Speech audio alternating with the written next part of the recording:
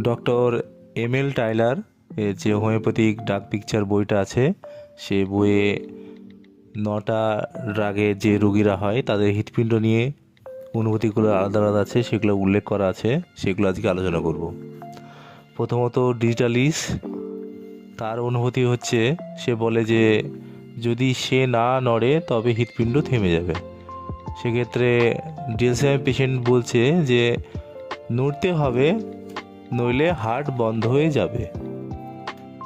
লুবিলার patient সে বলছে যাই করা হোক না কেন বন্ধ হয়ে যাচ্ছে।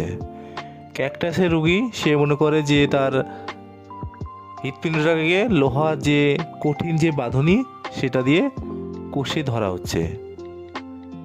এক্ষেত্রে বুক, জরায়ু, মলদ্বার সবখানেই এই বোর্ডটি আছে। ল্যাকেসিসের পেশেন্টের ঘুম ভাঙলে একটা সংকোচবোধ ফিল হয়। আর্টসের পেশেন্ট সেক্ষেত্রে যে যখন হাঁটবে, সে হাঁটার সময় তার একটা সংকোচন চাপ বোধ হয়। টাইগার লিলির পেশেন্ট তার কষ্টগুলো সুস্থি করে নেয় সে। আয়োডিয়ামের পেশেন্টের হৃৎপিণ্ডটা সবসময় কেবল শঙ্কিত রয়। স্পাইজিলিয়ার পেশেন্ট তার হার্টে সবসময় বেশি গর্জন সবচেয়ে বেশি হয়।